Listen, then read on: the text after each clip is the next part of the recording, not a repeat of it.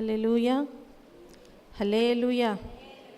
దేవుడు మనలను ప్రేమించి ఈ రాత్రికాల సమయంలో ప్రభు యొక్క పాద సన్నిధికి నడిపించినటువంటి ఆ గొప్ప దేవునికి కృతజ్ఞతాస్తుతులు చెల్లించుకొనుచున్నాను. హల్లెలూయా. ఈరోజు మనం వాక్య భాగముగా మన అంశం ఏంటంటే, దేవుని యొక్క పరిశుద్ధ గ్రంథములో నుంచి 7 మార్గాల గురించి మనం ధ్యానం చేసుకుందాం. 7 మార్గాల గురించి ఈరోజు మనం ధ్యానం చేద్దాం. సామెతల గ్రంథము, మొదటిగా సామెతల గ్రంథము 4వ అధ్యాయము 18వ వచనములో మనం చూసినట్లయితే, పట్టపగలగు వరకు వేకువ వెలుగు తేజరిల్లునట్లు నీతిమంతుల మార్గము అంతకంతకు తేజరిల్లును. హల్లెలూయా, హల్లెలూయా. చూడండి, మొదటగా మనం జ్ఞాపకం చేసుకుంటే మార్గాలలో మొదటగా మార్గమును మనం చూసినట్లయితే నీతిమంతుల మార్గము గురించి ఇక్కడ వ్రాయబడి ఉన్నది. ఏమని వ్రాయబడి ఉన్నది? నీతిమంతుల మార్గము. నీతిమంతుల మార్గము ఎలా ఉంటుందంట? అంతకంతకు తేజరిల్లుచూ ఉంటుందంట. అంతకంతకు అదేం చేస్తుంది? తేజరిల్లుతూ ఉంటుంది. ఎందుకని తేజరిల్లుతుంది అంటే, దానిలో ఏం కనిపిస్తుంది?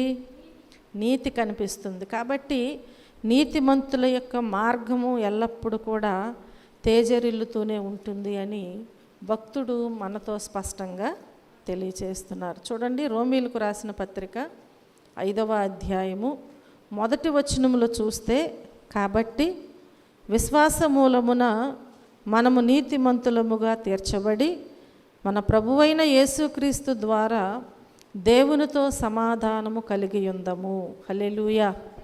ఏంటి ఇక్కడ? విశ్వాస మూలమున మనము నీతిమంతులముగా తీర్చబడతామంట. నీతిమంతుల మార్గము అంతకంతకు తేజరిల్లుతూ ఉంటుంది. నీతిమంతుల యొక్క మార్గము అంతకంతకు తేజరిల్లుతూ ఉండాలి అంటే మనం ఎలా ఉండాలి? విశ్వాస మూలముగా మనము నీతిమంతులముగా తీర్చబడాలి కదా. కాబట్టి బైబిల్ భాగములో మనం జ్ఞాపకం చేసుకుంటే, ఎవరైతే ఆయన యందు విశ్వాసం ఉంచుతారో, ఎవరైతే ఆయన యందు విశ్వాసం ఉంచుతారో, ఆ విశ్వాసం ఉంచినటువంటి వాడు నీతిమంతుడు. విశ్వాసం ఉంచిన వాడు ఎవరన్నమాట? నీతిమంతుడు. ఈ నీతిమంతుడు తేజరిల్లును అని దేవుని వాక్యము సెలవిస్తుంది. నీతిగా ఉన్నప్పుడు వారు ఏం చేస్తారు? తేజరిల్లుతూ ఉంటారు. అలాగే వారి మార్గములో వెలుగు ప్రకాశిస్తుందన్నమాట. తేజరిల్లటం అంటే ఏంటి? వెలుగు ఎక్కడంటే వారి మార్గములో, అంటే చీకటి తొలగిపోతుంది. దేనిని బట్టి అంటే వారికి ఉన్న విశ్వాసము, నీతిని బట్టి వారికి ఉన్నటువంటి చీకటి తొలగిపోయి వారు ఎలా ఉంటారు అంటే తేజరిల్లుతూ వెలుగు కాంతి ప్రకాశించేవారుగా వారు ఉంటారు. అలాగే ప్రకాశత, ఆనందము, సంతోషము ఇవన్నీ కూడా దానిలో వచ్చేస్తాయి. ప్రకాశించటము, ఆనందము, సంతోషము. ఎందుకని? ఎప్పుడొస్తుంది అంటే ఆయన మార్గములో, అంటే నీతిగా నివసించే వారి యొక్క మార్గము తేజరిల్లుతుంది. కాబట్టి వారెన్నడూ కూడా కృంగిపోరు. ఇంకా దేవునిలో వారు బలవంతులుగా ఉంటారు కనుక వారు ప్రకాశిస్తూ ఏం చేస్తారు? ఆనందముతో, సంతోషముతో వారు సాగిపోతూ ఉంటారు. అంతేకాని ఈ లోకములో ఉన్న బాధలను బట్టి, లేదంటే సమస్యలను బట్టి, లేదా ఆర్థిక పరిస్థితులను బట్టి వారు చింతిస్తూ ఉండరు. విశ్వాసము ఉంది అంటే వారు ఎవరి మీద ఆధారపడుచున్నారు? దేవుని మీద ఆధారపడుచున్నారు. దేవుని మీద ఆధారపడుచున్నారు అంటే వారు చింతించని అవసరము లేదు. కాబట్టి ప్రియమైన దేవుని బిడ్డలారా, ఆ రీతిగా ఎవరైతే నీతిమంతులుగా ఉంటారో నీతిమంతుల యొక్క మార్గము తేజరిల్లుతూ ఉంటుంది. ఒకవేళ నీవు నివసించేటువంటి, నీవు తీసుకున్నటువంటి నీతిలో నీకు ఒకవేళ కొన్ని కష్టాలు రావచ్చు. అనుకున్నవి నువ్వు ఒకవేళ సాధించకపోవచ్చు. అంటే వారి వలె ఒకవేళ అన్నీ మనము పొందుకోలేకపోవచ్చేమో అనుకున్నవన్నీ. కానీ దేవుడు మనకి ఏది అవసరం అది తప్పకుండా అనుగ్రహిస్తారు. అది మనం నమ్మాలి. మనం అనుకున్నప్పుడు ఒకవేళ మనం పొందుకోకపోయినా దేవుడు తప్పకుండా మనకు సహాయము చేస్తారు, తప్పకుండా ఇస్తారనమాట. అందుకని మనకు ఆనందము, సంతోషం అనేది వస్తుంది. కనుక ప్రియమైన దేవుని బిడ్డలారా, నీతిగా యథార్థముగా ఉన్నటువంటి యోబును మనం జ్ఞాపకం చేసుకుంటే, యోబు విషయంలో కొన్ని కష్టాలు వచ్చినాయి. కానీ దేవుడు ఏం చేశాడు? నీతిని, విశ్వాసమును విడిచిపెట్టలేదు కనుక తిరిగి ఆ నీతిలో ఆయన తేజరిల్లునట్లుగా చేసి, ఆ నీతిలో ఆ తేజరిల్లేటువంటి మార్గమునిచ్చి సంతోషము, ఆనందము తిరిగి రెట్టింపుగా దేవుడు దయచేశారు. హల్లెలూయా. ఆయన యథార్థముగా జీవించిన దానికంటే కూడా దేవుడిచ్చినటువంటిది ఇంకా మరి ఎక్కువైనటువంటి ఆశీర్వాదం అయి ఉన్నది. హల్లెలూయా. కాబట్టి ప్రియమైన దేవుని బిడ్డలారా, యోసేపును మనం జ్ఞాపకం చేసుకుంటే యోసేపు కూడా ఎలా ఉన్నాడు? నీతిగా ఉన్నాడు. కాబట్టి ఇప్పుడు ఆయన మార్గము తేజరిల్లింది. ఎప్పుడు తేజరిల్లింది అంటే, ముందు కొన్ని సమస్యలు వచ్చినా కానీ దేవుడు మన నీతిని బట్టి మనల్ని విడిచిపెట్టే దేవుడు కాదు, మన విశ్వాసమును బట్టి మనం త్రోసివేసే దేవుడు కాదు. కనుక ఒకవేళ అన్నదమ్ములందరూ త్రోసివేసినా కానీ దేవుడు త్రోసివేయలేదు. ఒక మంచి ఇంట్లోకి తీసుకెళ్ళాడు దేవుడు. తన నీతిని బట్టి అక్కడ కొన్ని ఆపదలు వచ్చినప్పుడు యోసేపుకు దేవుడు తోడుగా ఉండి తిరిగి ఏం చేశాడు? దేవుడు యోసేపుని ఫలించేడి కొమ్మలాగా చేశాడు. హల్లెలూయా. అంటే ఆయన మార్గము ఎలా ఉంది? నీతి మార్గము. కాబట్టి ఆ మార్గములో దేవుడు వెలుగుని ప్రకాశింపచేశాడు. ఈరోజు మనము ఈ లోకములో కొన్ని విషయాలలో మార్గము తొలగిపోకుండా ఉన్నట్లయితే మన మార్గము తప్పకుండా ఎలా ఉంటుంది? తేజరిల్లుతూ ఉంటుంది. హల్లెలూయా. కాబట్టి ఇప్పుడు మనం ఎలా ఉండాలి అంటే, దేవుని యందు విశ్వాసం ఉంచాలి. విశ్వాసం ఉంచిన వాడు నీతిమంతుడు. ఆ నీతిమంతుని యొక్క మార్గం ఎప్పుడు కూడా తేజరిల్లుతూ ఉంటుంది. వారి మార్గములో వెలుగు ప్రకాశిస్తూ ఉంటుంది. కాబట్టి ఆ వెలుగులో నడిచేటప్పుడు ఒడిదుడుకులు అనేవి ఉండవు. మనం వెలుగులో నడిచేటప్పుడు ఎదురుగా ఉన్న అపాయం మనకు తెలుస్తుంది, ఎదురుగా నష్టం ఉన్నా మనకు తెలుస్తుంది. కాబట్టి దేవుడు మనకు సహాయముగా, వెలుగుగా ఉండి, మనకు తోడుగా ఉండి ఆయన మనలను నడిపించే దేవుడు. ఎవరిని అంటే నీతిమంతులను. కనుక ఈ లోకములో దేవుని పిల్లలైన మనము దేనికోసము మన నీతిని విడిచిపెట్టడానికి, మన భక్తిని విడిచిపెట్టడానికి వీల్లేదు. ఎందుకంటే ఈ లోకములో సమస్తము ఆయనవై ఉన్నవి, ఆయన ద్వారాగానే కలగాలి. కాబట్టి ప్రతిదీ కూడా దేవుని దగ్గర నువ్వు నీతిగా ఉండి అడిగితే నీకు అడుగు వాటికంటే, ఊహించు వాటికంటే అత్యధికముగా మన దేవుడు మనకు దయచేస్తారు. హల్లెలూయా. రెండవదిగా మనం చూసినట్లయితే 4వ అధ్యాయములో సామెతల గ్రంథము 4వ అధ్యాయము 19వ వచనములో చూస్తే, భక్తిహీనుల మార్గము గాఢాంధకారమయము, తాము దేని మీద పడునది వారికి తెలియదంట. భక్తిహీనుల మార్గం ఎలా ఉంటుందంట? గాఢాంధకారమయముగా ఉంటుందంట. చూడండి ప్రియమైన దేవుని బిడ్డలారా, వారి మార్గము గాఢాంధకారం అంటే చీకటిలో ఏమి కనబడుతుంది మనం ఆలోచన చేస్తే? ఇందాక నీతిమంతుల మార్గం ఎలా ఉంటుంది? తేజరిల్లుతూ ఉంటుంది, అందులో వెలుగు ప్రకాశిస్తుంది. కాబట్టి వారికి ఎదురుగా ఏమున్నది, ఏ అపాయం ఉన్నది వారికి తెలుస్తుంది. కానీ ఇక్కడ మనం జ్ఞాపకం చేసుకుంటే రెండవ మార్గము ఏ మార్గం అంటే భక్తిహీనుల మార్గం. మొదటి మార్గము నీతిమంతుల మార్గము, రెండవ మార్గము భక్తిహీనుల మార్గము. ఈ భక్తిహీనుల మార్గము గాఢాంధకారమయం అంట. గాఢాంధకారం అంటే చీకటి.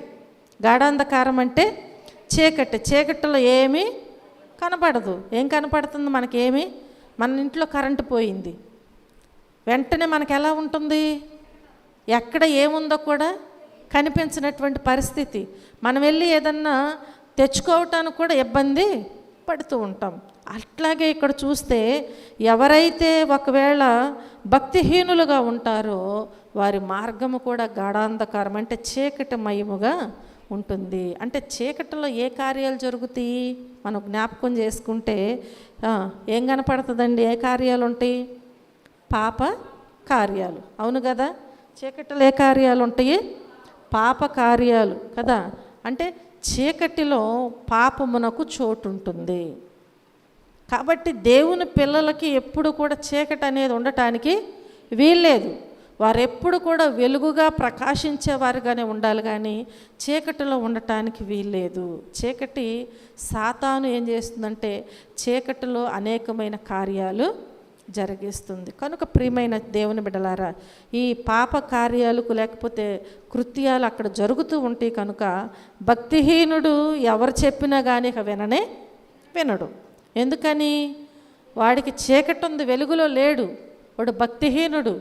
కాబట్టి ఈ భక్తిహీనుని యొక్క మార్గము గాఢాంధకారము. కాబట్టి ఈ గాఢాంధకారములో ఉన్నటువంటి భక్తిహీనునికి ఎవరు ఏది చెప్పిన వాడు వినడనమాట. ఏం చేస్తాడు? వాడి మాటే వాడికి వేదం కదా. ఏమంటారు? పట్టింది కదా. కాబట్టి వాడు ఏం చేస్తాడంటే మంచి మాటలు చెప్పినా ఇంకా మైండ్కి ఏమి వాడికి ఎక్కవు. వాడి మాట వాడికి వేదం. కాబట్టి ఈ భక్తిహీనుడు ఎప్పటికీ కూడా ఆ చీకటిలో ఉండటానికి ఇష్టపడుతూ ఉంటాడు. కనుక ప్రియమైన దేవుని బిడ్డలారా, దేవుని వాక్యంలో మనం జ్ఞాపకం చేసుకుంటే చీకటిలో ఉన్నవారిని, ఈ భక్తిహీనుల్ని దేవుడు చూస్తూ ఊరుకోలేదు కదా. ఒకానొక సమయంలో మనం జ్ఞాపకం చేసుకుంటే ఆ లోతు ఉన్నటువంటి ఆ ప్రదేశంలో ఎలా ఉందంట? పాపమునకు నిలయముగా ఉందంట. ఎలా ఉంది? అంటే చీకటి మయము, అంటే భక్తిహీనుల మార్గము అక్కడ గాఢాంధకార మయముగా ఉంది. కాబట్టి అక్కడ ఎలా ఉందంటే పాపమునకు నిలయముగా ఉంది. కనుక దేవుడు ఏం చేశాడండి? వారందరినీ అగ్ని గంధకము చేత నశించిపోయి చేశాడు. చూడండి ప్రియమైన దేవుని బిడ్డలారా, ఈ లోకములో మనము చీకటిని పాపాన్ని కోరుకోవటానికి వీల్లేదు. ఒకవేళ అలా కోరుకున్నావే అంటే, ఈ భక్తిహీనతలో నీవు జీవించావు అంటే నీ మార్గము గాఢాంధకారమయమైపోతుంది. గాఢాంధకారమయము చీకటి మార్గం అవుతుంది. అంటే చీకటిలో నీవు ఎప్పుడు పడిపోతావో నీకు తెలీదు. ఏ సమయంలో ఏది నిన్ను హరించి వేస్తుందో కూడా తెలియదు. కాబట్టి దేవుడు సమయం ఇచ్చినప్పుడు మనలను మనం సరిచేసుకోవాలి. ఎల్లప్పుడూ కూడా మనం ఏం చేయాలి? మనలను మనము సరిచేసుకునే వారముగా ఉండాలి, కానీ చీకటిలో ఉండటానికి వీల్లేదు. అందుకే ఆ స్త్రీ కూడా సరిచేసుకోవాలని అనుకుంది, కానీ తనేం చేయలేదు? వెలుగుని తెచ్చుకోలేదు. భక్తిహీనతలో నుంచి నీతి మార్గంలోకి రాలేకపోయింది. కాబట్టి ఆ చీకటి అలాగే ఉంచుకుంది. కనుక ఆ చీకటి మరి రెట్టింపైనట్లుగా మనం చూస్తున్నాం. ఏం చేసింది? వెళ్ళిపోయింది దయ్యము, తిరిగి మరలా దానికంటే మరి చెడ్డవంటవి. చూసారా? మొదటి స్థితి కంటే కడపటి స్థితి మరి ఘోరముగా ఉంటుంది. కాబట్టి దేవుడు మనకు ఒక సమయాన్ని ఇస్తున్నాడు. మనము భక్తిహీనులుగా ఉంటున్నాము కనుక దేవుడు మనల్ని పిలుస్తున్నాడు. భక్తిహీనతలో నుంచి రావాలని దేవుడు ఆయన వాక్యము ద్వారా మనతో మాట్లాడుచున్నారు. అనేక రీతులుగా హెచ్చరిస్తున్నారు. మనము గ్రహించి ఆ చీకటిలోనికి నుంచి వెలుగులోనికి మనం వచ్చినట్లయితే దేవుడు తప్పకుండా మనకు ఏం చేస్తాడు? తేజరిల్లునట్లుగా చేస్తాడు, వెలుగు ప్రకాశించున్నట్లుగా చేస్తాడు. అంటే ఆయన మార్గముగా ఉండి మనలను నడిపిస్తూ ఉంటాడు. హల్లెలూయా. ఆయనే మనకు మార్గముగా ఉన్నప్పుడు ఇంకా మనకు భయం ఏముంటుంది? ఏ భయము ఉండదన్నమాట. ఒకవేళ నీవు చీకట్లో ఉన్నావు అంటే చీకట్లో నడిచేవానికి ఏది కనిపించదు. గుంటుందో రాయుందో కూడా తెలీదు. ఎక్కడ పడిపోతాడో కూడా తెలీదు. కాబట్టి ఆ మార్గములో నుంచి మనం ఏం చేయాలి? ముందుకి బయటికి రావాలి. దేవుని మార్గములోనికి మనం ప్రవేశించాలి. హల్లెలూయా. రెండవ మార్గము భక్తిహీనుల మార్గము. అది గాఢాంధకారమైనటువంటి మార్గమై ఉన్నది. చూడండి, మూడవదిగా మనం చూస్తే మూడవ మార్గము సామెతల గ్రంథము 4వ అధ్యాయములో 14వ వచనములో మనం చూస్తే, భక్తిహీనుల త్రోవను చేరకము, దుష్టుల మార్గమున నడువకము కదా. ఏ మార్గం ఇది? దుష్టుల మార్గము. అర్థమైందా? మూడవది దుష్టుల మార్గము. ఈ దుష్టుల మార్గం ప్రమాదకరం. అసలు అర్థమైందా? దుష్టుల మార్గము ప్రమాదకరమైంది. కాబట్టి వాని మార్గాలలో ఏముంటాయంటే, ప్రమాదకరమైందంటే వారు మార్గాలలో ఎప్పుడు కూడా దుష్టక్రియలే ఉంటాయి. ఎందుకని? వాడు దుష్టుడు కాబట్టి ఈ దుష్టుల మార్గములు ఏముంటాయి? దుష్టక్రియలే ఉంటాయి అన్నమాట. కాబట్టి అది ప్రమాదకరమైంది. దుష్టక్రియలు ఉన్నటువంటి మార్గములోనికి వెళితే అది ఎలా ఉంటుంది? ప్రమాదకరముగా ఉంటుంది. కనుక ప్రియమైన దేవుని బిడ్డలారా, అక్కడ పాపక్రియలు, దేవునికి అయిష్టమైనటువంటి క్రియలు ఎప్పుడు కూడా జరుగుతూనే ఉంటాయి. కనుక దావీదు భక్తుడు అందుకే ఏమంటున్నాడు అంటే, దుష్టుల ఆలోచన చొప్పున నడవద్దు, పాపుల మార్గమున నిలవద్దు, అపహాసకులు కూర్చుండు చోటన. ఆయన అలా ఉన్నారంట, దుష్టుల మార్గములో నడువక కదా. అంటే ఆయన నడవట్లేదు, అంతకుముందు నడిచారు. అప్పుడు ఆయనకు వచ్చినటువంటి ఆ మార్గములో ఉన్నటువంటి ప్రమాదం ఏంటో తెలుసుకున్నాడు. హెచ్చరించినప్పుడు తిరిగి ఆ మార్గములో ఉండటానికి వీల్లేదనుకున్నాడు. కనుక ఇంకా నేను దుష్టుల మార్గములో ఉండను అంటున్నాడు. హల్లెలూయా. కాబట్టి ప్రియమైన దేవుని బిడ్డలారా, దుష్టుల మార్గము ఎలాంటిది అంటే ప్రమాదకరమైనది. దుష్టుల మార్గం ఎలాంటిది? ప్రమాదకరమైనది. వారితో కలిసి ప్రయాణం చేసిన ప్రమాదమే. అర్థమవుతుందా? ఈ మధ్య న్యూస్ వచ్చింది కదా, భార్యాభర్తలు ఇద్దరు పెళ్ళయిందంట, యవనస్తులు. ఏమైందంటే వారిద్దరికి మనస్పర్ధనలు వచ్చి గొడవ పడుకుని పుట్టింటి దగ్గర ఉందంట. పాపం ఆ రోజే వెళ్ళాడంట తీసుకురావటానికి. తీసుకుని వస్తున్నాడు బండి మీద హ్యాపీగా. వచ్చేటప్పుడు దారిలోనంట ఫోటోలు దిగుదామని అనుకున్నారంట.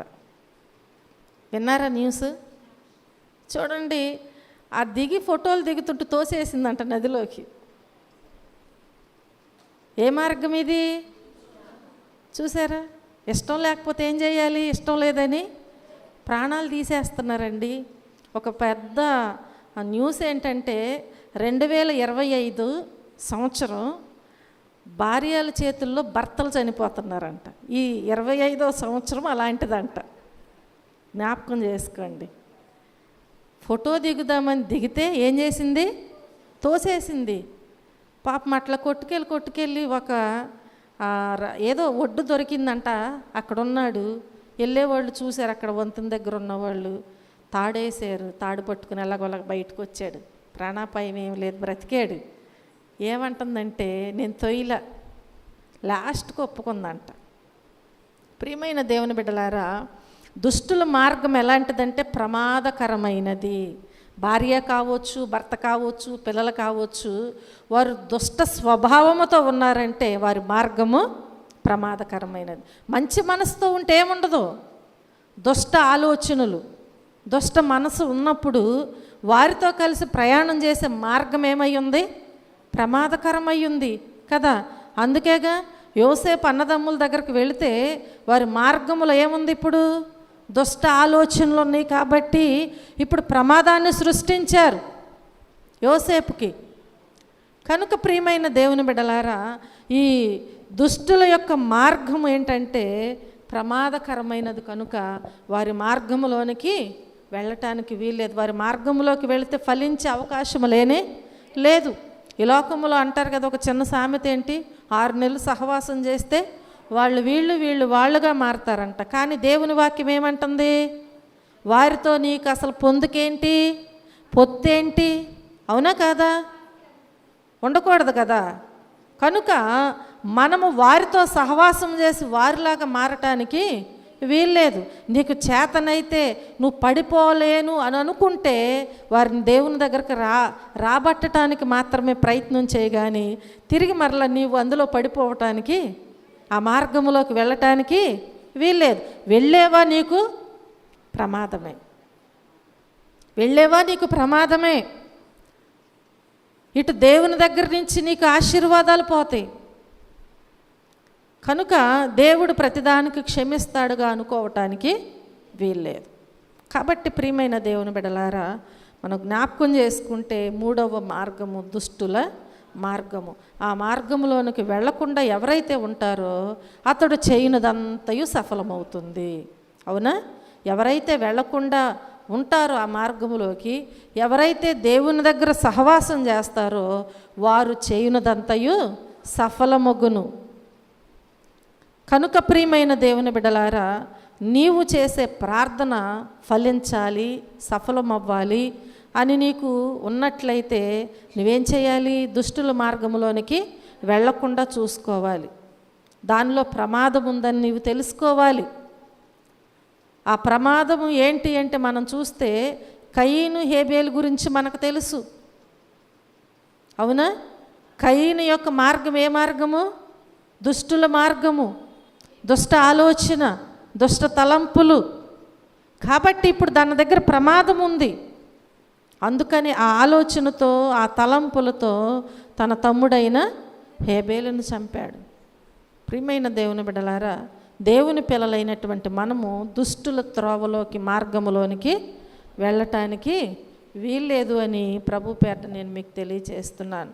4వదిగా మనం జ్ఞాపకం చేసుకున్నట్లయితే 26వ వచనములో మనం చూస్తే, నీవు నడుచు మార్గమును సరళము చేయుము, అప్పుడు నీ మార్గములన్నీ స్థిరములగును. హల్లెలూయా, హల్లెలూయా.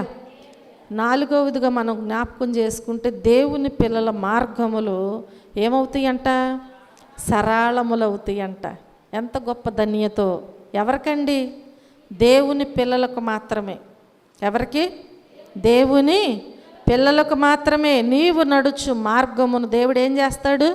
సరళము చేస్తాడు. ఎందుకని?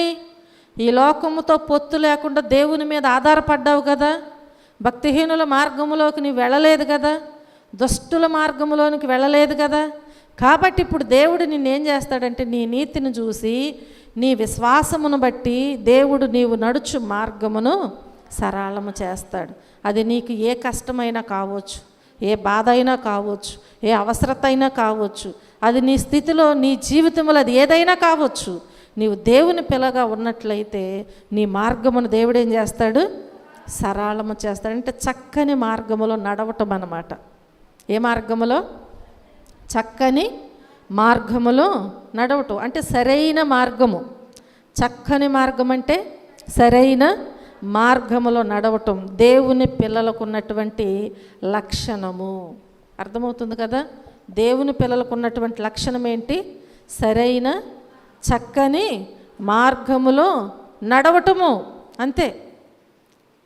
దేవుడు నీ మార్గమును సరళం చేస్తాడంటే నీకున్న ప్రతి కష్టాన్ని నుంచి, బాధల నుంచి ఆయన నిన్ను విడిపిస్తాడు. నువ్వు ఎప్పుడైతే చక్కని మార్గంలో నడుస్తావో, ఆయనకు లోబడి ఆయనతో కలిసి నీవు జీవిస్తావో, దేవుడు తప్పకుండా కృపను అనుగ్రహిస్తూ ఉంటారు. హల్లెలూయా. చూడండి, ఆయన పనిలో ఆయన సేవకులైనటువంటి లేదా ఆయన శిష్యులైనటువంటి వారికి దేవుడు మార్గమును సరళం చేశాడా లేదా? చేశాడు. తిన్నని మార్గంలోనికి నడిపించాడా? సౌలుని నడిపించాడా? నడిపిస్తాడు దేవుడు. ఆ మార్గమును సరళము చేసి ఆయన పని నిమిత్తం వాడుకున్నాడు దేవుడు, పౌలుగా మార్చి. ఆయన నడిచే ప్రతి మార్గములో తోడుగా ఉండి ఆయన ఏం చేశాడు? చక్కని మార్గములో నడిపించి ఉన్నాడు. దేవుని కొరకు బ్రతికేటువంటి కృపను పౌలు పొందుకున్నాడు. హల్లెలూయా. కాబట్టి ప్రియమైన దేవుని బిడ్డలారా, ఈ లోకములో అనేకమైన మార్గాలు ఉన్నాయి. కానీ మనం ఎంచుకునే మార్గాన్ని బట్టి మన జీవితము ఆధారపడి ఉంటుంది. మనం ఎంచుకునే మార్గమును బట్టి మన జీవితము ఆధారపడి ఉంటుంది. చాలా మార్గాలు ఉంటాయి అంటారు కదా. ఒక చోటకి వెళ్ళాలంటే తిన్నని మార్గంలో వెళ్తే దూరము, ఎలా వెళ్ళాలి? షార్ట్ కట్లో వెళ్తే దగ్గరలో, అదిగో ఇటు నుంచి ఇటు వెళ్తే దగ్గరగా ఉంటుందండి అని అంటారు. వాళ్ళ ఇంటి మీదగా వీళ్ళింటి మీదగా వెళ్తుంటే ఏమవుతుంది? ఇప్పుడు కుక్కలేకపడవచ్చు, అవునా? లేదంటే మనం వెళ్ళినాక వాళ్ళు తిట్టుకోవచ్చు. రోడ్లు ఉండదు, ఎందుకు ఇది నా ఇంటి మీద గుండా వస్తుందని అంటారు కదా. కాబట్టి తిన్నన మార్గంగా వెళ్తే మనకి ఏ నష్టమో ఉండదు. ఏదో తొందరగా వెళ్ళాలని అడ్డదిడ్డాలుగా మనం వెళ్తే అనేకమైనటువంటి నష్టాలు రావచ్చు. కనుక దేవుడు మనతో ఏం మాట్లాడుచున్నారు అంటే, నీవెప్పుడైతే దేవునితో కలిసి నడుస్తావో నీవు నడుచు మార్గమును దేవుడు ఏం చేస్తాడు? సరళము చేస్తాడు. ఎందుకంటే దేవుని పిల్లలను ఆయన వంకర త్రోవల్లో విడిచిపెట్టే దేవుడు కానే కాదు. దేవుని పిల్లలను ఆయన ఎప్పుడు కూడా వారి మార్గములను సరళము చేసే నడిపిస్తాడు. అబ్రహాముతో నీవు నీ దేశాన్ని విడిచిపెట్టి వెళ్ళు అన్నాడు, కానీ ఎక్కడికి వెళ్ళాలి ఏంటనే చెప్పలా. విశ్వాసముతో వెళ్ళిన అబ్రహాము యొక్క మార్గమును దేవుడు ఏం చేశాడు? సరళము చేశాడు. ఎక్కడికి వెళ్ళాలి, ఎక్కడ ఆగాలి, ఏం చెయ్యాలి, ప్రతిదీ కూడా ఆయనకు అనుకూలమైనటువంటి మార్గముగా, ఆ మార్గములో ఏ బాధలు కష్టాలు రాకుండా దేవుడు ఏం చేశాడు? అన్ని విషయాలలో అబ్రహాముకు తోడుగా ఉండి ముందుకు నడిపించాడు. ప్రియమైన దేవుని బిడ్డలారా, దేవుని పని చేసేటప్పుడు ఆయన వారి యొక్క మార్గములను దేవుడు ఏం చేస్తాడు? సరళము చేస్తాడు. వారిని విడిచిపెట్టే దేవుడు కానే కాదు. మోషే ఇశ్రాయేలు ప్రజలను నడిపించేటప్పుడు మార్గము సరళముగా ఉండబట్టే వారికి వేసుకున్న బట్టలు మాసిపోలేదు, చెప్పులు అరిగిపోలేదు. వారికి ఏది కావాలో అది దేవుడు వారికి అనుగ్రహించారు. ఎవరిని బట్టి కదా? తన పిల్లలనే కదా. మోషే నాయకత్వంలో మోషే దేవుని మాట విని ఆయన మార్గంలో నడుస్తున్నాడు కాబట్టి ఆయన మార్గమును దేవుడు సరళము చేశాడు. కనుక ఆయన పిల్లలైనటువంటి మన మార్గమును దేవుడు తప్పకుండా ఏం చేస్తాడు? సరళము చేస్తాడని నేను మీకు తెలియజేస్తున్నాను. చూడండి, 5వదిగా మనం జ్ఞాపకం చేసుకుంటే 11వ వచనములో చూస్తే, జ్ఞాన మార్గమును నేను నీకు బోధించి ఉన్నాను, యథార్థ మార్గములో నిన్ను నడిపించి ఉన్నాను అని సెలవిస్తుంది. 5వదిగా ఏ మార్గం ఇది? జ్ఞాన మార్గము. అర్థమవుతుంది కదా? జ్ఞాన మార్గములో ఏముంటుందంటే దైవ జ్ఞానం ఉంటుంది. జ్ఞాన మార్గంలో ఏముంటుంది? దైవ జ్ఞానము. ఈ లోకములో జ్ఞానము కొదువుగా ఉంటే దేవుడు ఏమన్నారు? అడగమన్నారు. కానీ ఈ లోకానుసారమైన జ్ఞానం ఏమన్నాడు దేవుడు? వెర్రి జ్ఞానం అన్నాడు. కాబట్టి ఇప్పుడు జ్ఞాన మార్గములో మనం నడుచుకున్నట్లయితే, అంటే దేవుడిచ్చిన జ్ఞానముతో మనం నడుచుకున్నట్లయితే అక్కడ దేవుడు ఏముంచుతాడంట? దైవ జ్ఞానాన్ని ఉంచుతాడంట. దేవుడు ఏముంచుతారు అక్కడ? దైవ జ్ఞానమును ఉంచుతారు. కాబట్టి ఆ లోకములో ఎన్నో జ్ఞానాలు ఉంటాయి, లోకములో ఎన్నో జ్ఞానాలు ఉంటాయి. కానీ మనం జ్ఞాపకం చేసుకుంటే మనకు బైబిల్ జ్ఞానము, లేఖన జ్ఞానము కావాలి. అర్థమవుతుందా? మనకే జ్ఞానం కావాలి? మనకే జ్ఞానం కావాలి? బైబిల్ జ్ఞానం కావాలి, లేఖన జ్ఞానం మనకి కావాలి. ఈ జ్ఞానం మనకుంది అంటే మనకు తప్పకుండా దైవ జ్ఞానము ఉంటుంది. దైవ జ్ఞానం మనకుంది అంటే ఏది మంచి ఏది చెడు అనేది మనం అర్థం చేసుకుంటాం. మంచి చెడులు మనకు తెలుస్తాయి. ఆ జ్ఞానము అవ్వకలేదు కాబట్టి ఇప్పుడు ఏం చేసింది? కన్నులకు కనిపించేటువంటి ఆ మంచిది అని ఆ మనసుకు, ఆ కన్నుల ద్వారాగా ఆ మనసుకు, ఆమెకు ఒకవేళ అది రమ్యముగా ఉంది, మంచి కలర్లో ఉంది కదా, చూస్తాకు చాలా శ్రేష్టంగా ఉంది అనుకుంది. కానీ లోకానుసారమైన జ్ఞానంతో చూసింది, కానీ ఆత్మీయ జ్ఞానం అంటే దైవ జ్ఞానం ఆమెకి లేదు. కాబట్టి ఇప్పుడు ఏమైపోయింది? మోసపోయింది. కనుక ఈ జ్ఞానము అంటే దైవ జ్ఞానము మనకి ఉంది అంటే మనము జ్ఞాన మార్గములో నడుస్తున్నట్లు. జ్ఞాన మార్గంలో నీవు నడుస్తున్నావంటే నీకు తప్పకుండా దైవ జ్ఞానము వస్తుంది. ఈ జ్ఞానము మనకు రావాలి అంటే మనం ఏం చేయాలంటే ఈ లోకములో ఉన్న జ్ఞానాల వైపు మనం చూడటానికి వీల్లేదు. మనం ఉదాహరణకు చూస్తాం, పిల్లలు ఎవరికి నచ్చిన కోర్సు వాళ్ళు తీసుకుంటారు చదువుల్లో, అవునా? తీసుకుంటారు. ఈ డాక్టర్ చదివే వారికి ఏ జ్ఞానం ఉంటుంది? వాళ్ళు తీసుకున్న కోర్సును బట్టి ఆ డాక్టర్ జ్ఞానమే వారికి ఉంటుంది, అవునా? కాబట్టి ఒకవేళ ఇంజనీర్గా ఉన్నాడు అనుకోండి, ఇతనికి ఏ జ్ఞానం ఉంటుంది? ఈ జ్ఞానమే ఉంటుంది. కనుక మనము ఎప్పుడైతే దైవ జ్ఞానము కావాలని కోరుకుంటామో అది ఎక్కడ దొరుకుతుంది? బైబిల్లో దొరుకుతుంది. దైవ జ్ఞానం ఎక్కడ దొరుకుతుంది? బైబిల్లో దొరుకుతుంది. కాబట్టి మనకు బైబిల్ జ్ఞానము తప్పకుండా అనుగ్రహిస్తుంది. అదే దైవ జ్ఞానము. అర్థమవుతుంది కదా? కనుక లోకములో నీ తెలివితేటలో ఏమాత్రము కూడా పనికి రావని చెప్పి మనం గుర్తుంచుకోవాలి. ముందు లోకములో మన తెలివితేటలు ఎందుకు పనికిరావు. కొంతమంది తెలివితో మాట్లాడుతూ ఉంటారు. ఆ తెలివితో మాట్లాడుతూ వారు ఎక్కడో చోట పడిపోతారు, అంటే ఎక్కడో చోట దొరుకుతారు. ఎంత తెలివిగా మాట్లాడినా కానీ ఏదో ఒక విషయంలో వారు ఏం చేస్తారు, దొరికిపోతూనే ఉంటారు. కనుక ఈ లోకానుసారమైన జ్ఞానము ఎందుకు పనికిరాదు. కనుక మన తెలివితేటలు కూడా పనికిరావు. మనకి ఏ జ్ఞానం కావాలి అంటే దైవ జ్ఞానం మనకి కావాలి. అది కావాలంటే ఇప్పుడు మనం ఏం చేయాలి, ఆ మార్గంలోనే మనము నడవాలి. ఆ మార్గంలో నడిస్తే దేవుడు తప్పకుండా మనకి ఎప్పటికప్పటికే బోధిస్తూ ఉంటాడు. దేవుడు ఈ దేవునికి యొక్క జ్ఞానము, దైవ జ్ఞానం మనలో ఉంది అంటే మనం చేసే ప్రతి పని, మన ఆలోచన అన్నీ కూడా ఏం చేస్తుంది, ఇప్పుడు ఇది హెచ్చరిస్తూ ఉంటుంది. ఒకవేళ మనము తెలివి లేని వారముగా ఉన్నట్లయితే మనకు తెలివినిస్తుంది, దైవ జ్ఞానం ఇస్తుంది. ఇలా చక్కబెట్టుకో, ఇలా ఉండు కదా. 5 మంది కన్యకులు సిద్ధపాటు కలిగి వెళ్ళారంటే వారికి జ్ఞానం ఉంది. ఏ జ్ఞానం అది? దైవ జ్ఞానము. ఒకవేళ ఆయన రాక లేట్ అయ్యిందనుకో కదా, ఈ సిద్ధుల్లో ఉన్న నూనె అయిపోయిందంటే ఏంటి పరిస్థితి? ఇంతగా ఆలోచించారంటే వారికి ఏ జ్ఞానం ఉంది? దైవ జ్ఞానం. కానీ మిగతా 5గురికి ఏ జ్ఞానం ఉంది? లోక జ్ఞానము. అవసరమైతే అప్పటికప్పుడు వెళ్ళి తెచ్చుకోవచ్చులే. పనికొచ్చిందా వారి జ్ఞానం? వారి తెలివితేటలు, వారి మాటలు ఏవీ పనికిరావు. దైవ జ్ఞానము నిన్ను మంచి మార్గంలో నడిపిస్తుంది. దేవుని కృప పొందుకునేలాగా నిన్ను నడిపిస్తుంది, అది నీకు నేర్పిస్తుంది కూడా. కనుక మనం ఎప్పుడు కూడా దైవ జ్ఞానము కావాలి అంటే దేవుని యొక్క వాక్యాన్ని చదువుతూ, అనుసరిస్తూ, దానిని జీర్ణించుకుంటూ ఉండాలి. అప్పుడే ఆ దైవ జ్ఞానం మనకి వస్తుంది. హల్లెలూయా. 6వదిగా మనం జ్ఞాపకం చేసుకున్నట్లయితే 11వ వచనములోనే మనం చూస్తే, బుద్ధి నిన్ను కాపాడును. 4:11లో మనం చూస్తే, జ్ఞాన మార్గమును నేను నీకు బోధించి ఉన్నాను, యథార్థ మార్గములో నిన్ను నడిపించి ఉన్నాను. 6వదిగా ఏ మార్గము? యథార్థ మార్గము. ఏ మార్గం అయి ఉన్నది? యథార్థమైన మార్గము. అది దేవునికి సంతోషకరం.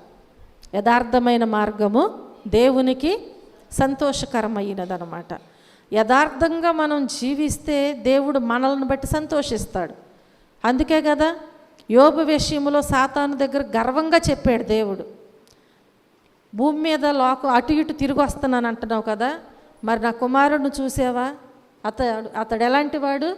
దేవుని యందు భయభక్తులు కలిగిన వాడు, యథార్థవంతుడు, చెడుతనమును విసర్జించినవాడు అని ఎన్నో చెప్పాడు దేవుడు. అంటే దేవుడు సంతోషిస్తున్నాడా లేదా? ఆ బిడ్డను బట్టి దేవుడు ఏం చేస్తున్నాడు? సంతోషిస్తున్నాడు. కాబట్టి ఎవరైతే యథార్థమైన మార్గములో నడుస్తారో, ఒకవేళ యథార్థమైనటువంటి మార్గములో నడవాలి అంటే కొన్ని కష్టాలు రావచ్చు కదా. యథార్థమైన మార్గంలో నడిస్తే ఏం కలుగుతుంది? మనం వెళ్ళి చేసిన పనికి మాత్రమే జీతము వస్తుంది. ఒకవేళ తప్పు మార్గంలో నడిస్తే దానికి తోడు అనేకమైనవి తెచ్చుకోవచ్చు. కానీ అది దేవునికి సంతోషకరమైందా? కాదు. అవి మనకు నిలబడతాయి అంటే అది కూడా ఉండదు. కాబట్టి ఎవరైతే దేవుని పిల్లలుగా జీవించాలని అనుకుంటారో వారు ఎలా ఉండాలి అంటే యథార్థమైన మార్గంలో వారు నడుచుకోవాలి. నువ్వు ఎప్పుడైతే యథార్థంగా జీవిస్తూ ఆ మార్గంలో నడుస్తావో నిన్ను చూసి దేవుడు అప్పుడు సంతోషిస్తాడు. అంటే దేవునికి ఆ మార్గము సంతోషకరమైనది. హల్లెలూయా. చూడండి, మనం జ్ఞాపకం చేసుకుంటే యథార్థంగా ఒప్పుకుంది దేవుని పాదాల దగ్గర కూర్చుని, అవునా? యథార్థంగా ఒప్పుకుంది. అక్కడ ఉన్నటువంటి వారు, ఆ ఇంట్లో ఉన్నవారు, ఒకవేళ నేను మాట్లాడే మాటలు, నా జీవితాన్ని గురించి నేను చెప్పుకునేది, నా ప్రార్థన వాళ్ళు వింటారేమో, రేపు నన్ను ఏదైనా అంటారేమో అని అనుకోలేదు. తన హృదయాన్ని విప్పి యథార్థంగా దేవుని దగ్గర మాట్లాడింది కాబట్టి దేవుడు ఏం చేశాడండి? విస్తారమైన పాపములు. చూడండి, అంటే దేవుడు సంతోషించాడా లేదా? దేనిని బట్టి సంతోషిస్తాడు? మనం ఏదో భక్తి చేస్తుంటే సంతోషించడు దేవుడు, మనలో ఉన్న యథార్థతను చూసి సంతోషిస్తాడు. మన భక్తి యథార్థంగా ఉందా, లేదంటే మన లాభము కొరకు భక్తి చేస్తున్నామా? చూడండి, చాలా రకాలు ఉంటాయి అన్నమాట భక్తి చేయటం అంటే. ఒక అవసరతలో ఉన్నాము, ఆ అవసరత తీరేదాకా భక్తి చేసేవాళ్ళు ఉంటారు. లేదంటే ఎవరినో మెప్పించటానికి భక్తి చేసేవాళ్ళు ఉంటారు. కాబట్టి ఇవన్నీ ఎవరు చూస్తారంటే దేవుడు చూస్తారు. చూసి ఎవరైతే యథార్థమైన మార్గంలో నడుస్తారో అది దేవునికి సంతోషకరము, కాబట్టి ఆయన సంతోషిస్తూ ఉంటారు వారిని బట్టి మాత్రమే. హల్లెలూయా. కాబట్టి యథార్థమైన మాటలు మనకు వస్తాయి అప్పుడు. అవునా? అంటే మన మాటల్లో ఎక్కడ కూడా తప్పిదాలు ఉండవు అన్నమాట. యథార్థంగా అవునంటే అవును, కాదంటే కాదు, అంతే. దేవుడు కూడా చెప్పాడు, మన మాట ఎప్పుడు కూడా అవునంటే అవును, కాదంటే కాదన్నట్లుగానే ఉండాలంట. అంటే ఆ మాట ఎలాంటిదంటే యథార్థమైన మాట. అవి ఎవరు వింటున్నారు? దేవుడు వింటున్నారు. కనుక యథార్థమైన మాటలు, యథార్థమైన జీవితం. అర్థమవుతుంది కదా? ఏ జీవితం కావాలి? యథార్థమైన జీవితం. భర్త దగ్గరో, పిల్లల దగ్గరో, తల్లిదండ్రుల దగ్గరో, ఎవరి దగ్గరో అబద్ధాలు చెప్పినట్లుగా, బొంకినట్లుగా దేవుని దగ్గర చేయటానికి వీల్లేదు. పేతురు కూడా అట్లాగే బొంకాడు. దేవుడికి తెలియదా? అందుకే దేవుడు ఏం చేశారు? ముందే చెప్పేశాడు. దేవుడు నా కోసం ప్రాణం పెడతాను అంటున్నావయ్యా, కోడి కూయికి ముందే నీవు ముమ్మారు నన్ను ఎరుగనని బొంకుతావు కదా. దేవునికి అన్నీ తెలుసు. మనం యథార్థంగా జీవిస్తున్నామా లేదా, యథార్థముగా మనం మాట్లాడుచున్నామా లేదా, యథార్థమైన మార్గములో మనం ఉంటున్నామా లేదా అనేది ఎవరికి తెలుసు? దేవునికి తెలుసు. కాబట్టి మనం ఎప్పుడు కూడా ఎలా ఉండాలంటే దేవునికి సంతోషకరమైనటువంటి వారముగా ఉండాలి, యథార్థమైన మాటలు పలికే వారముగా ఉండాలి, యథార్థమైన జీవితము కలిగి ఉండాలి, యథార్థమైన సేవ చేసే వారముగా ఉండాలి. ప్రతి దానిలో యథార్థత ఉండాలన్నమాట. దానిలో ఎక్కడ కూడా కొంచెమైనా కానీ తప్పిపోవటానికి వీల్లేదు. కాబట్టి యథార్థమైనటువంటి నాయకత్వం చేయాలి. నాయకత్వం చేసేటప్పుడు కూడా ఏం చేయాలి? యథార్థంగానే ఉండాలి. మనం తిన్నా తినకపోయినా యథార్థంగా మనము ప్రతి ఒక్కరి దగ్గర ఉండాలి. అలాగే మనం చూస్తే సంఘాలకు ఎంతైనా ఈ యథార్థమైన నాయకత్వము అవసరమై ఉన్నదని కూడా నేను మీకు తెలియజేస్తున్నాను. సంఘములు ఏముండాలి? ఒక వ్యక్తిలోనే కాదు, ఒక వ్యక్తిలో ఉండాలి దేవుని పిల్లలకి. అలాగే సంఘములో కూడా నాయకత్వం విషయంలో కూడా యథార్థత అనేది ఉండాలి. మన అవసరత కొరకో, మన పేరు కొరకో, లేదంటే ఇంకా దేని కొరకు, మన స్వలాభము కొరకో ఏది కూడా చేయటానికి వీల్లేదు. పేరు ప్రఖ్యాతులు తెచ్చుకోవటానికి కాదు, యథార్థంగా దేవుని పని చేయటానికి మనం సమర్పించుకోవాలి. కానీ దీనిని బట్టి నాకు పేరు వస్తుంది, నాకు ప్రఖ్యాతులు వస్తాయి అని వాటిని బట్టి చేయటానికి వీళ్ళే. దేవుడు అది కోరుకోవట్లేదు. అలా ఒకవేళ మన మనసు ఉంటే దేవుడు సంతోషించడు. యథార్థంగా ఉన్నవారికి దేవుడు తప్పకుండా దీవెనలు ఇస్తారు, మెండుగా ఇస్తారు. కనుక ప్రియమైన దేవుని బిడ్డలారా, ప్రతి చిన్న దానిలో మనం ఎలా ఉండాలి? యథార్థముగా ఉండాలి. మనం మాట్లాడినా, మనం ఏదైనా పని చేసినా, దేవుని సేవ చేసినా, నాయకత్వం చేసినా, ఏది చేసినా కానీ యథార్థముగా ఉండు. దేవుడు నిన్ను బట్టి సంతోషిస్తాడు. ఆయన సంతోషించాడంటే ఈ లోకములు ఇంకా నీకు ఎదురు లేదు కదా. ఎదురుందా? ఒకవేళ ఈ లోకములో మనం మంచిగా ఏదైనా పిల్లలకి ఏదన్నా కొన్నప్పుడు మనల్ని బట్టి పిల్లలు సంతోషించవచ్చు. అది ఎంతకాలం ఉంటుంది? ఆ తర్వాత అడిగింది ఇవ్వకపోతే ఉండదు. భర్త ఒకవేళ అడగంగానే మనం ఏదైనా ఇస్తే సంతోషించవచ్చు. రెండోసారి అడిగితే ఇవ్వకపోతే ఉండదు. భార్య అయినా అంతే. చూడండి, మనం ఈ లోకంలో ఎవరి దగ్గర కూడా మెప్పు పొందలేము. కుటుంబంగా కావచ్చు, బయటైనా కావచ్చు. కానీ దేవుడు మనల్ని బట్టి సంతోషించాలంటే దేవుడు కోరుకునే మార్గం ఏమై ఉన్నది? యథార్థమైన మార్గము. అది ఒకవేళ ఈ లోకము నిన్ను గుర్తించకపోయినా పర్వాలా. ఎవరు గుర్తించాలి?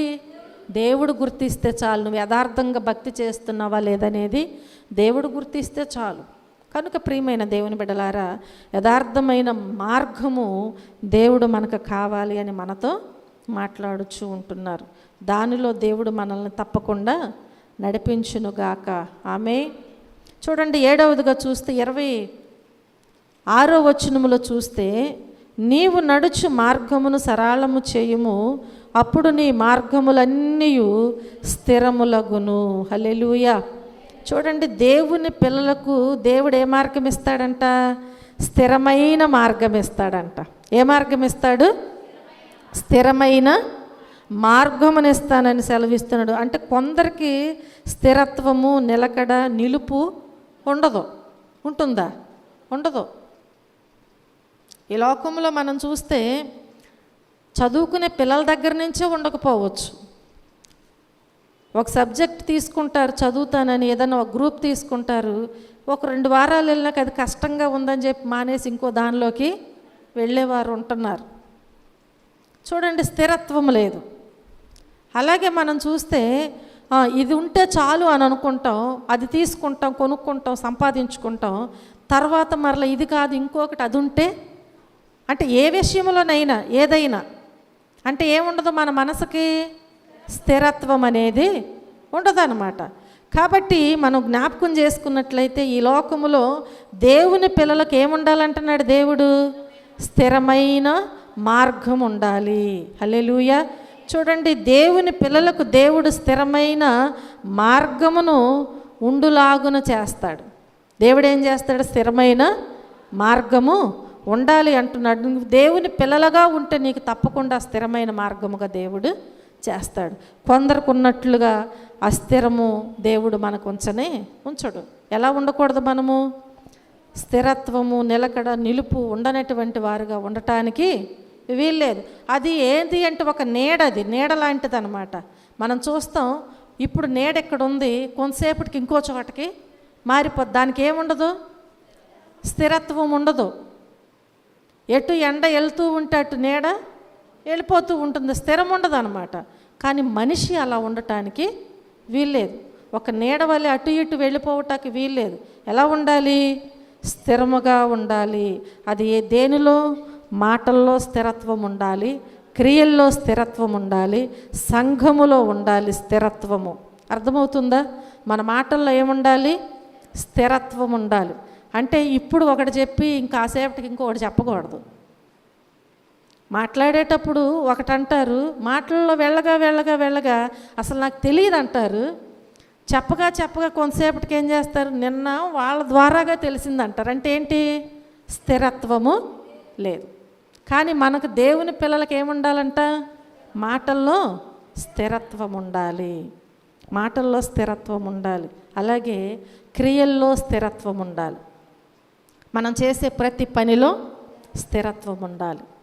అంతేకాని స్థిరము లేకుండా కాసేపు ఆ పని, కాసేపు ఈ పని అన్నట్లుగా, ఇది కొంతమంది ఇది మంచిదంటే ఇటు వెళ్ళి, అది కొంతమంది మంచిదంటే అటు వెళ్ళి అలా ఉండటానికి వీల్లేదు. ఆ క్రియలు ఉండకూడదంట మనకి. అలాగే సంఘములో స్థిరత్వం ఉండాలి. ఎలా ఉండాలి? సంఘములో స్థిరము కలిగి ఉండాలి. నీవు సంఘములో స్థిరముగా ఉండలేకపోతున్నావు అంటే నీలో ఏమి లేదు? ఇప్పుడు ఏమి లేదు? స్థిరత్వము లేదు. ఎటు గాలేస్తే అటు ఒరిగిపోతున్నావు నువ్వు. అంటే ఏంటి చెప్పాలి? స్థిరత్వము లేదు. ఎటు గాలేస్తే అటు ఒరిగిపోయేదానికి ఎప్పటికైనా ప్రమాదమే. అవునా? 2 పడవల మీద కాలేస్తే ఏమవుతుంది? ఉంది కదా సామెత. ఏమవుతుంది? 2 ఒక మార్గంలోకి వస్తాయా? ఎటు వెళ్ళేది అటు వెళ్తుంటే ఏమవుతుంది? మధ్యలో మునిగిపోతారంతే. ఎటు నుంచి ఏ సహాయం ఉండదు. స్థిరత్వం కావాలి సంఘములో. కష్టమైన, బాధ అయినా, అది ఏదైనా సరే, వివాహం చేసుకున్నాక భర్తతో స్థిరత్వం ఉండాలి కదా. మంచోడవ్వచ్చు, చెడ్డోడవ్వచ్చు, మనకు తెలియదు. భార్య అయినా భర్త అయినా వివాహం చేసుకున్న తరువాత అది బాధ అయినా, కష్టమైన ఏం చేయాలి? స్థిరమ కలిగి సాగుతూనే ఉండాలి. మన స్థిరత్వాన్ని బట్టి దేవుడు ఒకానొక సమయంలో మంచి జీవితాన్ని ఇవ్వచ్చు, మార్చవచ్చు. అనేకులను మార్చిన దేవుడు. కానీ మనము స్థిరముగా ఉండాలి. కాబట్టి సంఘములు ఎలా ఉండాలి? స్థిరముగా ఉండాలి. ఇక్కడ వీళ్ళతో ప్రార్థన పెట్టించుకుంటే కార్యాలు జరగలేదు కాబట్టి ఇప్పుడు ఇంకొకరితో పెట్టించుకుంటే స్థిరం ఉండట్టేనా?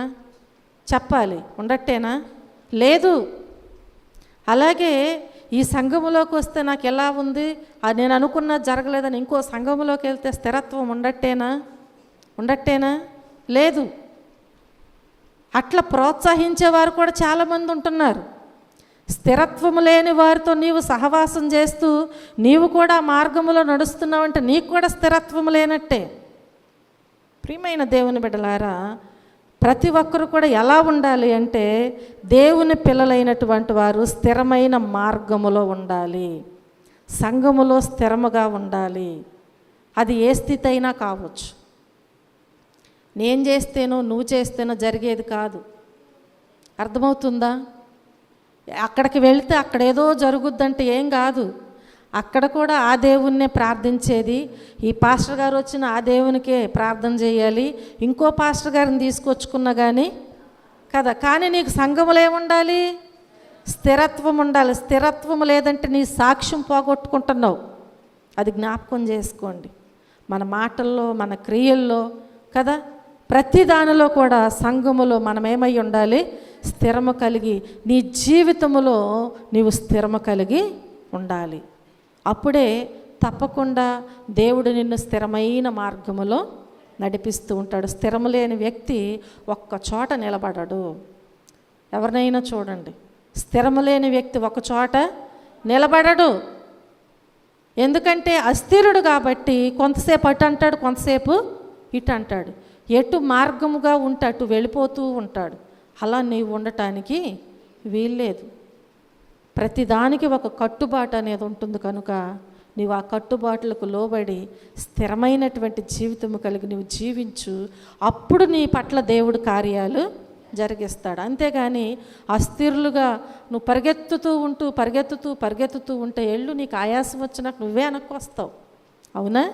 ఎవరైనా అంతే. మళ్ళీ నీ అంతటా నువ్వు వెనక్కి తిరిగి బాలు వేసారండి గోడకి, బాలు వెనక్కి వస్తుందా లేదా? తప్పకుండా రావాల్సిందే.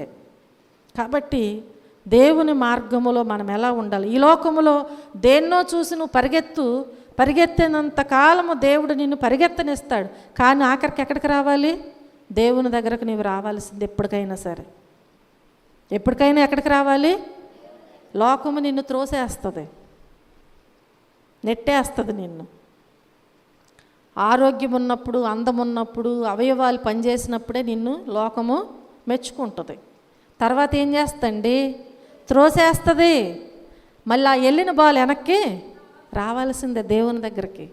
ప్రియమైన దేవుని బిడ్డలారా, దేవుడు నీకు ఆరోగ్యం ఇచ్చినప్పుడు, ఆయుష్ ఇచ్చినప్పుడే, నీ అందము క్షీణించిపోనప్పుడే, నీ అవయవాలు పాడవకముందే నువ్వు స్థిరముగా దేవునిలో ఉండు.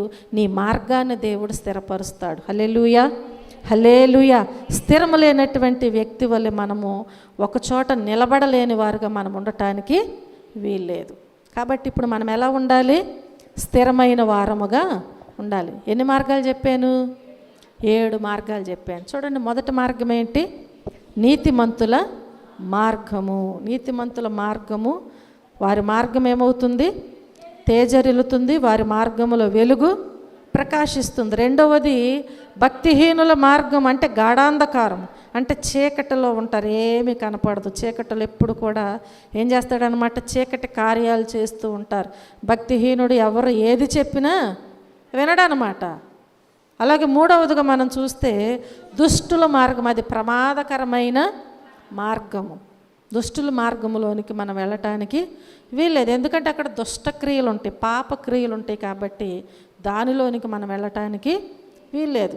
నాలుగవదిగా దేవుని పిల్లల మార్గములు దేవుడు ఏం చేస్తాడు? సరళము చేస్తాడు. అంటే చక్కని మార్గములో నడవటము, సరైన మార్గములో నడవటం దేవుని పిల్లలకు ఉన్నటువంటి లక్షణమై ఉన్నది. ఐదవదిగా దైవ మార్గములో దేవుడు ఏం చేస్తాడు? జ్ఞాన మార్గములో నడిపిస్తాడు.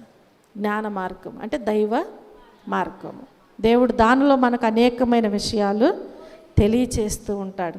ఆరవదిగా యథార్థమైన మార్గం, ఇది దేవునికి సంతోషకరమైన మార్గమై ఉన్నది. దేవుని పిల్లలు ఎప్పుడు కూడా ఆ దేవుణ్ణి సంతోషపెట్టే వారముగా మనము జీవించాలి. ఏడవదిగా దేవుని పిల్లలకి ఏ మార్గం ఉండాలి? స్థిరమైన మార్గం ఉండాలి. దేవుడు మరి ఇవన్నీ మనకు దేవుడు అనుగ్రహించి సహాయము చేయునుగాక. ఆమేన్. అందరూ మోకరించినట్లయితే ప్రార్థన చేసుకుందాం. ఈ రాత్రికాల సమయంలో దేవుడు మనకు 7 మార్గాల విషయాలు బోధించి ఉన్నారు. ఈ 7 మార్గాలలో మనం ఏ మార్గంలో నడుస్తున్నాం? మనం నడిచే మార్గం ఏమై ఉన్నది అసలు? మనం పరిశీలన చేసుకోవాలి, ప్రార్థన చేయాలి. దేవునికి ఇష్టలుగా మనం జీవిస్తున్నామా లేదా? మనము ఒకవేళ స్థిరత్వము లేని వారముగా ఉంటున్నామా, అస్థిరులుగా ఉంటున్నామా? ఒకవేళ నీ స్థితి ఏమై ఉన్నదో, నువ్వే మార్గంలో ఉన్నావో సరిచేసుకో. దేవుని దగ్గర ప్రార్థన చేయి. వ్యసనపడుతూ మనం ఉండటానికి వీల్లేదు. దేవుడు మనకు బోధించినప్పుడు, ఆయన మనతో మాట్లాడినప్పుడు దేవుని దగ్గర మనం ప్రార్థన చేయాలి. ప్రభువా, నేను ఎంతవరకు నాయన ఈ మార్గంలో ఉండను, నన్ను క్షమించి మీ మార్గంలోనికి నన్ను నడిపించయ్యా. నువ్వు ప్రార్థన చేయి, తప్పకుండా దేవుడు సహాయం చేస్తారు. ప్రార్థన చేసుకుందాం. ప్రేమ కలిగిన తండ్రి, కృప కలిగిన మా దేవ, మా రక్షకుడా, మీ పరిశుద్ధమైన నామమునకు లెక్కలేని కృతజ్ఞతాస్తుతులు, స్తోత్రములు, వందనాలు తెలియజేస్తున్నాను ప్రభువా. మీ ఉచితమైన కృపను బట్టి, ప్రేమను బట్టి ఈ రాత్రికాల సమయంలో నాయన మా మధ్యలో మీరుండి మీ ఆత్మతో నడిపించినందుకు మీకు వందనాలు. మీ వాక్యము ద్వారాగానైనా మీరు మాతో మాట్లాడిన విధానమును బట్టి మీకు వందనాలయ్యా. విన్న వాక్యాన్ని విడిచిపెట్టక బిడ్డల హృదయంలో భద్రపరుచుకుని తిరిగి నెమరు వేసుకునేటువంటి జ్ఞానము, జ్ఞాపక శక్తిని దయచేయండి. మీ మార్గములో నడుస్తున్నాయినా మీరిచ్చే అనేకమైనటువంటి దీవెనలు, ఆశీర్వాదాలు, ఆత్మీయ జ్ఞానమును సంపాదించుకోవటానికి మీ సహాయము దయచేయండి. వచ్చిన బిడ్డలను బట్టి మీకు వందనాలయ్యా. రాలేని బిడ్డలనైనా మీ చిత్తమైతే మరొక సమయమును వారికి ఇచ్చి మీరు బలపరిచి నడిపించండి తండ్రి. మీకు వందనాలు.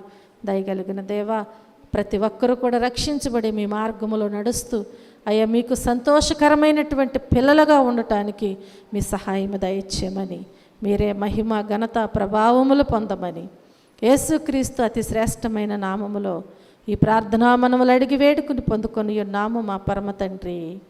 ఆమేన్. మన తండ్రి అయిన దేవుని ప్రేమ, కుమారుడైన యేసుక్రీస్తు కృప, పరిశుద్ధాత్మని యొక్క అన్యోన్య సహవాసము, ఆదరణ ఇప్పుడు ఎల్లప్పుడూ సదాకాలము తోడయ్యుండి ఆదరించి రక్షించునుగాక. ఆమేన్. మీ అందరికీ నా వందనాలు.